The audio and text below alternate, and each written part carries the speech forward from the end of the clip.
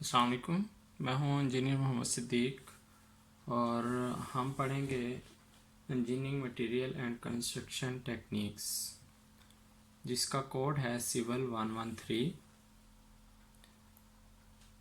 तो स्टार्ट लेते हैं। बिस्मिल्लाहिर्रहमानिर्रहीम। इसका फर्स्ट चैप्टर है जिसका हमने कुछ हिस्सा पढ़ा था ब्रिक्स एंड टाइल्स का। तो हमने ब्रिक्स के बारे में कुछ पढ़ा था, जो इसके पहला हिस्सा है ब्रिक्स के बारे में, उसके बारे में हमने कुछ पढ़ा था। आज हम पढ़ेंगे ब्रिक्स के टेस्ट, कि ब्रिक्स के टेस्ट कौन कौन से हैं। एक तो इसके डिफरेंट टाइप के टेस्ट हैं। एक तो इसका टेस्ट है इसके वाटर एब्जॉर्प्शन का, कि ये पानी कितना जज़ब करते हैं, कि ईंटें कितना पानी जज़ब करती हैं और मतलब इसको किस हद तक पानी जज़ब करना चाहिए। उसके बाद है फ्लोरेसेंस, कि इसके ऊपर जो आपने देखा होगा कि सफ़ेद सफ़ेद एक तय सी जम जाती है ईंटों के ऊपर, तो उसको हम क्या कहते हैं, फ्लोरेसेंस। मतलब नमकियात जो होती हैं, नमकियात की मौजूदगी, उसके बारे में पढ़ेंगे। और तीसरा जो है, इनकी कंप्रेसिव स्ट्रेंथ कितनी होती है, ईंटों की कंप्रेसिव स्ट्रेंथ कितनी होती है, कि दबाव में इनकी ताकत कितनी है, कि इनके ऊपर कितना दबाव डाला जा सकता है और ये कितना दबाव बर्दाश्त कर सकती हैं। उसके बाद है फ्लेक्सियर टेस्ट, मतलब झुकाव में इनकी ताकत क्या है। और उसके बाद है एब्रेशन टेस्ट, मतलब घिसाव में इनकी क्या ताकत है, घिसाव के लिहाज से ये कैसी हैं। मतलब घिसाव से मुराद कि जैसे कुछ जगह पे, ऐसी जगह पे जहाँ के ईंटों पे रगड़ लगने के चांसेस होते हैं, मतलब जो टाइल वगैरह के तौर पे यूज़ होती हैं, तो उनको टेस्ट किया जाता है। उसके बाद लास्ट है कि हम इनके साइज़ देखते हैं, इसका डायमेंशन वगैरह।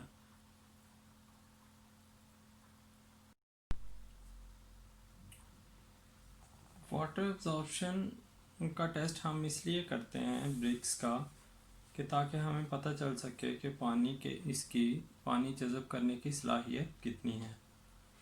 अगर ये ईंट जो है ज़्यादा मसामदार होगी तो ये यकीनन ज़्यादा पानी जज़ब करेगी, जो कि उसके लिए, बिल्डिंग के लिए सही नहीं होगा।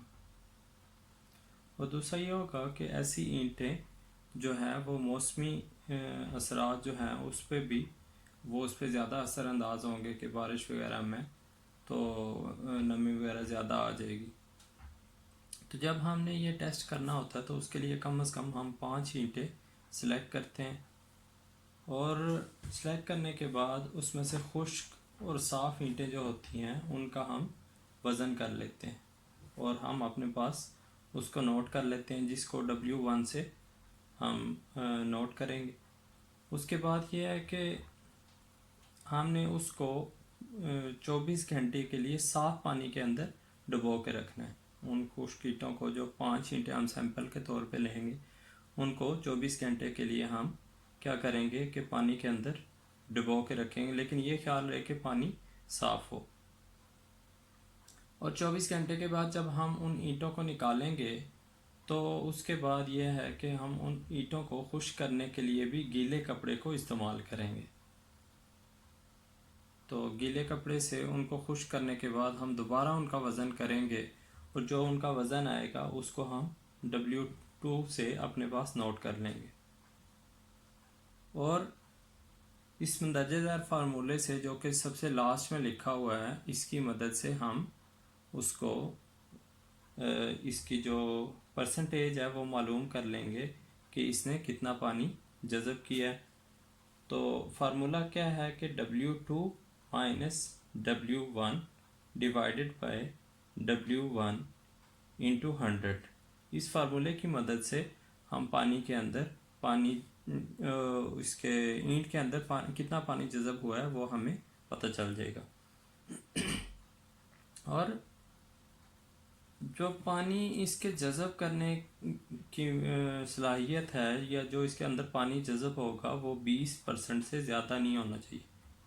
जो अच्छी ईंटें हैं उनके लिए 20% से ज़्यादा नहीं होना चाहिए। अगर इससे ज़्यादा है तो मतलब वो ईंट ज़्यादा मसामदार है और वो सही नहीं होगी।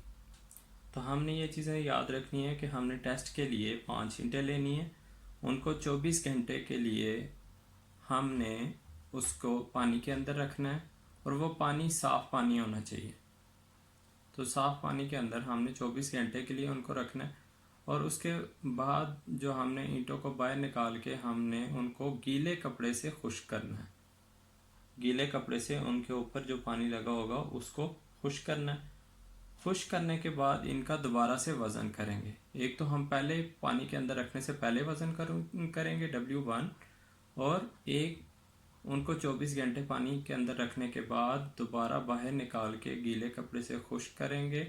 उसके ऊपर से नमी को हटाएंगे और पानी को हटाएंगे, और फिर उसके बाद दोबारा से उनका वज़न करेंगे, और फिर मुदज्जर ज़ैर फार्मूला से उसके अंदर पानी के मिक़दार मालूम कर लेंगे, या ये पता कर लेंगे कि इसके अंदर मसाम कितने हैं ईंट के अंदर। तो वो अगर उसके अंदर 20% से ज़्यादा पानी जज़्ब हुआ है तो वो मतलब ईंटें ज़्यादा मसामदार हैं, तो वो अच्छी नहीं होंगी। अब हम इसके ये देख लें कि ये इसमें दिखाया गया है कि हमने किस तरह पानी के अंदर इसको डिप करके रखा हुआ है। तो इस मुख्तलिफ फिगर में दिखाया गया कि हमने इस तरह ईंटों को पानी के अंदर डुबो कर रखना है कि पूरी ईंट पानी के अंदर डूबी हुई हो।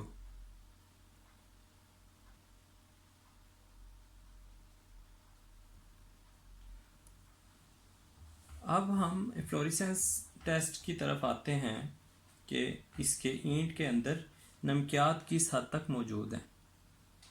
अगर ईंट के अंदर नमकियात ज़्यादा होंगी तो वो उसके लिए बिल्डिंग के लिए नुकसानदेह होंगी। तो ईंट के अंदर जो नमकियात हैं वो ईंट बनाने वाली जो ज़मीन होती है उसके अंदर मुख्तलिफ़ किस्म के जो नमकियात पाए जाते हैं उस वजह से होते हैं। तो वो नमकियात कौन से हैं जो ईंट बनाने वाली ज़मीन में हो सकते हैं? कैल्शियम सल्फेट हो सकता है, मैग्नीशियम सल्फेट हो सकता है, पोटाशियम सल्फेट हो सकता है। तो अगर इसके अंदर नमकियात ज़्यादा हैं तो ये उसके लिए नुकसानदेह होगी। तो इसके लिए हम जो टेस्ट करते हैं, नमकियात की मौजूदगी का जो टेस्ट है, उसके लिए भी हम कम से कम 5 ईंटें सेलेक्ट करते हैं।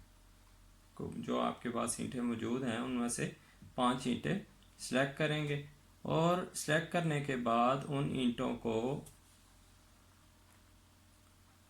ये जिस तरह पहली फिगर में आपको नज़र आ रहा है कि ईंट का कुछ हिस्सा पानी के अंदर डूबा हुआ है, तो उसको खुले पैंदे वाले बर्तन में ईंटों को सरों के बल रख दिया जाएगा। ठीक हो गया। हमने इनको इस तरह रखना है कि पानी जो है ना, ये इतना तकरीबन 3 सेंटीमीटर तक ये पानी के अंदर डूबी हुई हो। तो ज़्यादा मतलब जिस तरह पहले टेस्ट में हमने क्या किया था कि पूरी ईंट जो थी वो पानी के अंदर डूबी हुई थी, लेकिन इसमें हमने खुले पैंदे वाले जो है बर्तन में रखना है, और इस तरह रखना है कि ये तकरीबन 3 सेंटीमीटर उसके अंदर ईंट उसके अंदर हो, और ईंट को हमने रखना है सरों के बल। ठीक हो गया। तो उसकी चौड़ाई के रुख में हमने रखना है। उसके बाद अगर ज़ाहिर है कि कुछ टाइम के बाद ये पानी को जज़ब कर लेंगी ये ईंटें, और पानी खुश्क होने के बाद इसके अंदर दोबारा पानी डाल देना है। एक दफ़ा पानी खुश्क हो गया तो इसके अंदर क्या करेंगे, दोबारा पानी डाल देंगे, और जब दूसरी दफ़ा भी पानी ये जज़ब कर लेंगी तो हमने इनके दूसरी दफ़ा ईंटों के पानी जज़ब करने के बाद हमने फिर उसके बाद इनको टेस्ट करना है। हमने चेक करना है कि इनकी ईंटों की सतह के ऊपर नमकियात ज़ाहिर होना शुरू हो जाएंगी, जैसा कि ये ईंटों के ऊपर नज़र आ रही हैं। तो और दीवार के ऊपर भी, और दूसरी फिगर में आप देखें कि ईंटों के ऊपर भी शो हो रही है नमकियात। तो जो नमकियात से हम जो ईंटों को पाक तस्वर करेंगे वो ऐसा होगा कि अगर 5% से कम सतह पर नमकियात मौजूद हों तो हम ये समझेंगे कि नमकियात से पाक है, मतलब उसको इग्नोर कर देंगे। लेकिन अगर 10% तक उसके ऊपर नमकियात मौजूद हों तो उसको भी हम मामूली नमकियात तस्वर करेंगे। और अगर 50% तक नमकियात मौजूद हों तो उनको हम दरमियाने नमकियात समझेंगे। जैसे कि आप इधर देखें कि ये आपके जो फर्स्ट रो है ब्रिक्स की फिगर नंबर 2 में, तो इसके सेकंड लास्ट जो ब्रिक है इसके तकरीबन हाफ तक ये नमकियात शो हो रही हैं। तो इनको दरमियाने दर्जा का नमकियात तस्वर करेंगे।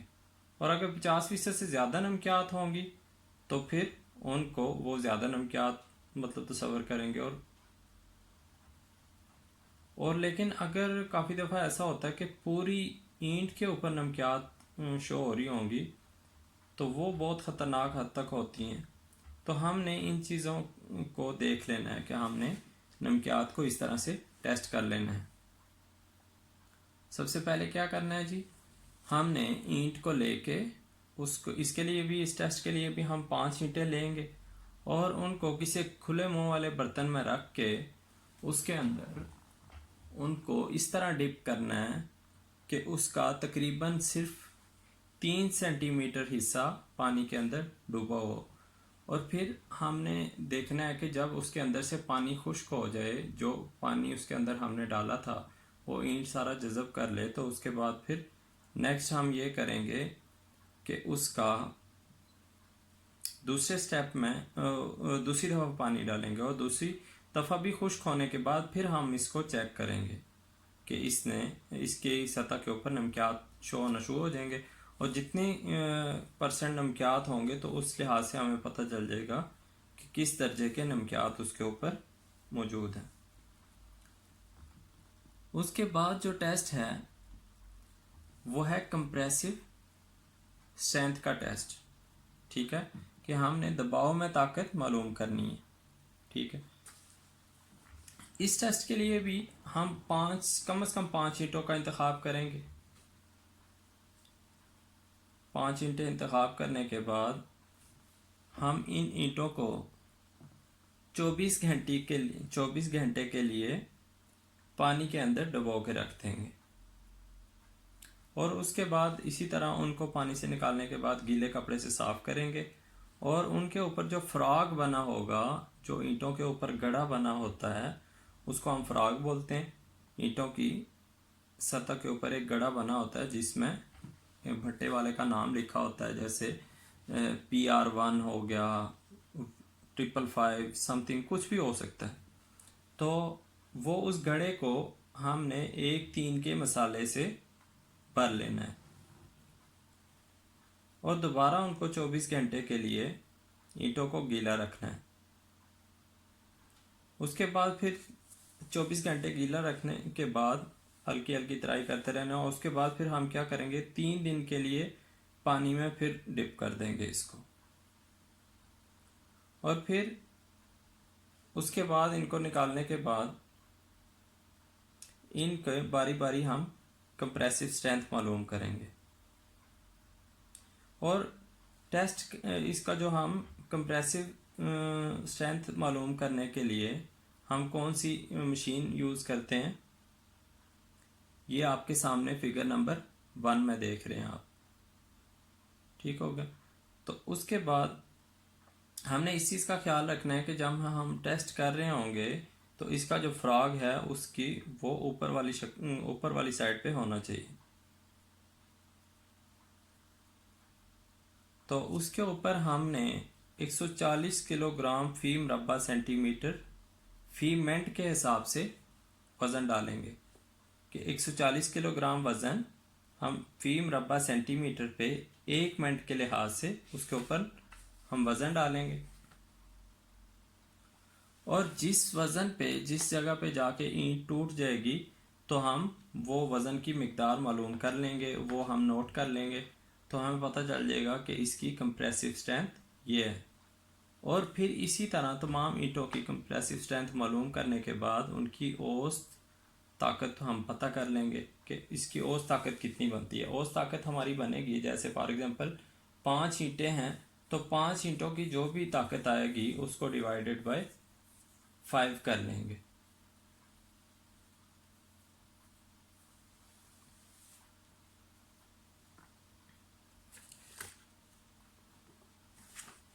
और उसके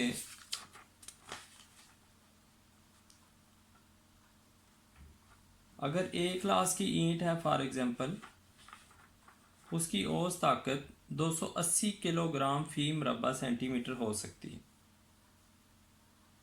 और उसकी कम से कम ताकत क्या हो सकती है कि 220 किलोग्राम फी मरबा सेंटीमीटर, ज़्यादा से ज़्यादा 280 और कम से कम 220 किलोग्राम फी मरबा सेंटीमीटर। और जो बी क्लास की ईंट होंगी उनकी 175 किलोग्राम फी मरबा सेंटीमीटर, 175 किलोग्राम फी मरबा सेंटीमीटर ज़्यादा से ज़्यादा, और कम से कम कितनी होगी 140 किलोग्राम फी मरबा सेंटीमीटर होगी। ज़्यादा से ज़्यादा 175 और कम से कम 140। और जो सी क्लास की ईंटें हैं उनकी 105 किलोग्राम फी मरबा सेंटीमीटर और कम से कम 84 किलोग्राम फी मरबा सेंटीमीटर होगी। उसके बाद हम आते हैं फ्लेक्सर टेस्ट की तरफ, झुकाव का टेस्ट, कि झुकाव में किसी ईंट में कितनी ताकत है।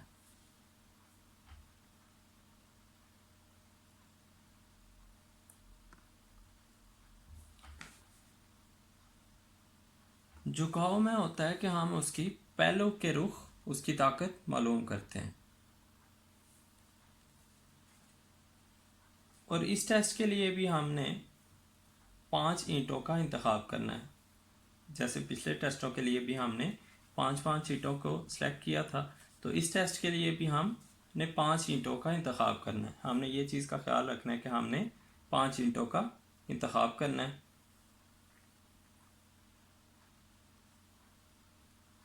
और इन ईंटों को बारी बारी चेक करना है। और इसके लिए इसका जो है, हमने इसको ईंट को टेस्ट करने के लिए ईंट को हम 2 बारीक धार वाले किनारों के ऊपर फ्लैट रखेंगे। ठीक हो गया। और इन बारीक धार वाले किनारों को ईंट के ऊपर इस तरह रखना है कि इसके जो ईंट के बैरूनी किनारे हैं उससे तकरीबन 1 सेंटीमीटर वो धार अंदर की तरफ हो, उससे 1 सेंटीमीटर इसके किनारे बाहर हो। और बारीक धार वाले जो किनारे हैं और ईंट के दरमियान आधा सेंटीमीटर चौड़ी और ईंट की चौड़ाई के बराबर लंबी लोहे की पट्टी रखेंगे। इसके पट्टी को इसलिए रखेंगे ताकि इनके ऊपर, ईंट के ऊपर जो वज़न है वो यकसा तौर पे मुंतकिल हो। ये ना हो कि हम किसी एक पॉइंट पे उसका वज़न पड़ रहा हो। जैसे हम कॉलम बना के उसकी आगे फुटिंग जो उसकी बनती है तो उसके वज़न को फैलाने के लिए, ताकि उसका एक जगह पे वज़न ना पड़ रहा हो बल्कि वो फैल जाए, उसकी जो बुनियाद बनती है तो वो इसलिए ही बनाई जाती है कि ताकि उसका वज़न फैल जाए। तो और ज़मीन पे वो जो है ना, जिस तरह हम ये ईंट पे हर हिस्से पे बराबर वज़न पड़ रहा हो तो हम उसके वज़न को फैला देते हैं ताकि वो सारा वज़न एक पिन पे पड़ेगा तो वो खुब जाएगा शायद, तो इसलिए हम उसको वज़न को फैला देते हैं। तो इस तरह इसमें भी ईंट के वज़न को के ऊपर पड़ने वाले वज़न को फैलाने के लिए हम वो प्लेट रखेंगे। और फिर आहिस्ता आहिस्ता हम इसके ऊपर वज़न बढ़ाएंगे और जिस वज़न पे टूट जाएगी तो उसके ऊपर हम वो उसकी मिकदार नोट कर लेंगे कि किस वज़न पे वो टूटी है। तो इसके लिए एक फार्मूला है,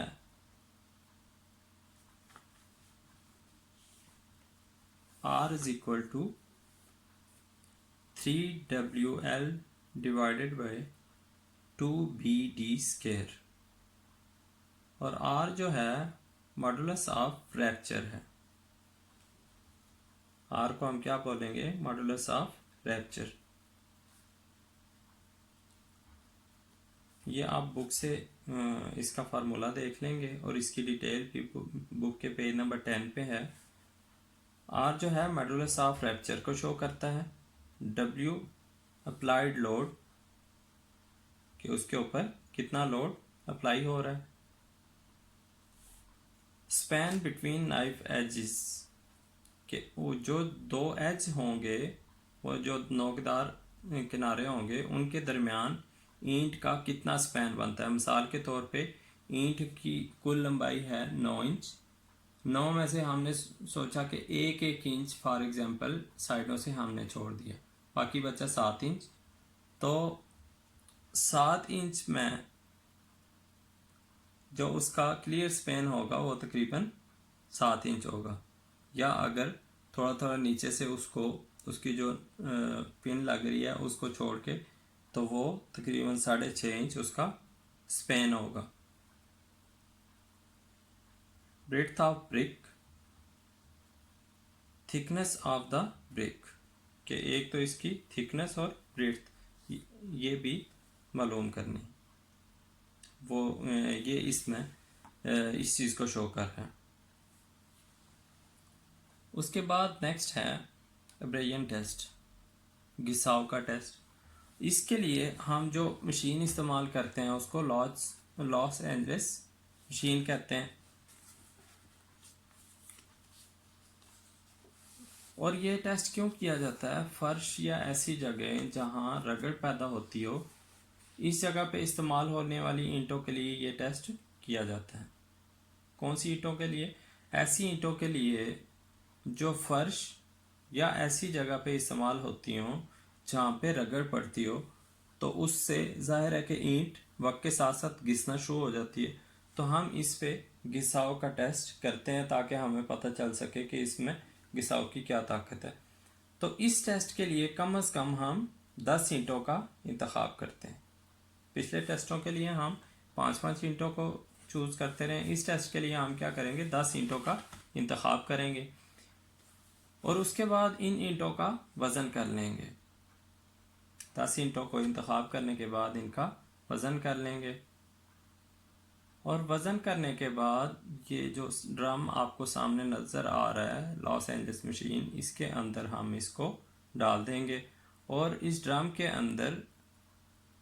अंदर की जो बाहर से ये गोल नज़र आएगा, लेकिन अंदर से ये इसकी ये 14 अतराफ का होगा। जैसे चकोर जो होता है उसमें 4 कोने होते हैं, तो इसमें 14 अतराफ होंगी। और इस ड्रम को 30 चक्कर फी मिनट की रफ्तार से घुमाएंगे कि 1 मिनट में वो तकरीबन 30 चक्कर तय करे। और एक और चीज़ का ख्याल रखना है कि इस ड्रम के अंदर लोहे के गोले मौजूद होंगे और इस ड्रम को हमने कितनी स्पीड से चलाना है कि ये 1 मिनट में 30 चक्कर तय करे।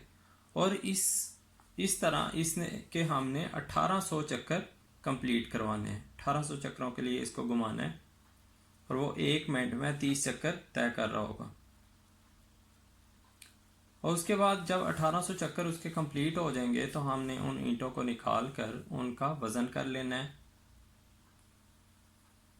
और इसमें हमने वज़न करने के बाद हमने इस फार्मूले से ब्रेन वैल्यू हमारे पास आ जाएगी। W1 हमारे पास वो वज़न होगा जो हमने ईंटों को इसके अंदर डालने से पहले किया था, और ईंटों को इससे निकालने के बाद उनका वज़न, टोटल वज़न हमारे पास W2 आ जाएगा। तो W1 में से W2 को माइनस कर लेंगे और फिर डिवाइडेड बाय W1 करेंगे। जो वैल्यू आएगी उसको हम मल्टीप्लाई कर लेंगे 100 से, तो हमारे पास एवरेजियन वैल्यू आ जाएगी या घिसाव के टेस्ट की वैल्यू हमारे पास आ जाएगी। उसके बाद आ जाता है इसके साइज का टेस्ट कि ईंट जो है वो अपने मैरी साइज में है या नहीं है। तो उसके लिए हम करेंगे,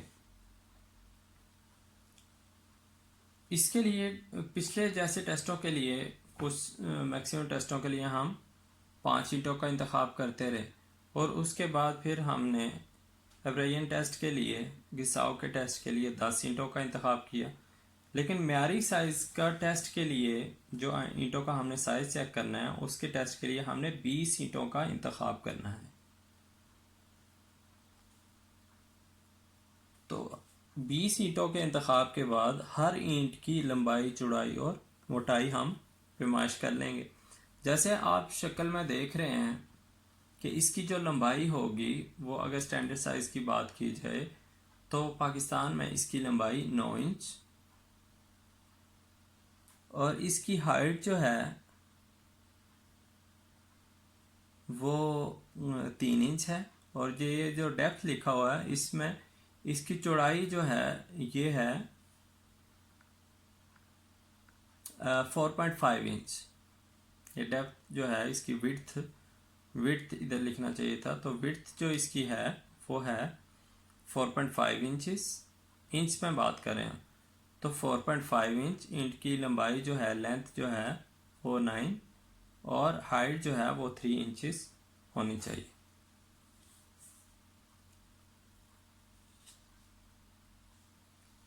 और अगर हम बात करें, लेकिन ऐसा नहीं होता कि इनकी ईंटों का पूरा साइज़ नहीं होता। दर्जा अव्वल की ईंट भी जो होगी उसमें भी 3% तक इसके साइज़ में कमी आ सकती है। दर्जा अव्वल की जो ईंट है उसमें भी 3% तक कमी आ सकती है।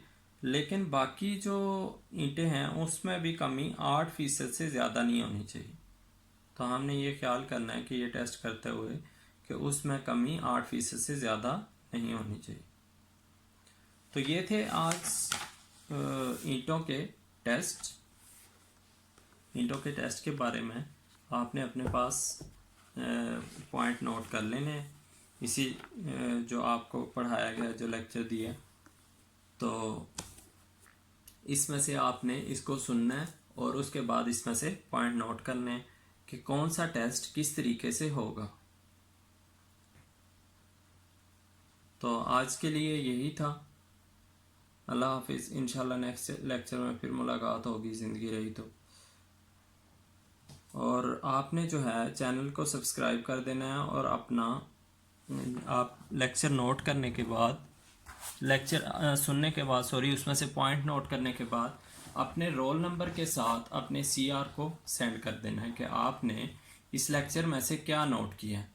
और दूसरा, आपने जो इसको सब्सक्राइब किया होगा, इस लेक्चर को या जो वीडियो देखी होगी, उसके डिफरेंट पॉइंट के आपने स्क्रीनशॉट लेके प्लस अपने जो आपने लेक्चर में से पॉइंट नोट किए हैं वो आपने अपने रोल नंबर के साथ अपने CR को सेंड करना है। और आपका CR मुझे उसकी रिपोर्ट देगा आपके रोल नंबर के हिसाब से कि किस किस ने रिस्पांस दिया है, उसके हिसाब से आपकी अटेंडेंस होगी। तो अल्लाह हाफिज़। इंशाल्लाह नेक्स्ट लेक्चर में फिर बात होगी। अस्सलाम वालेकुम।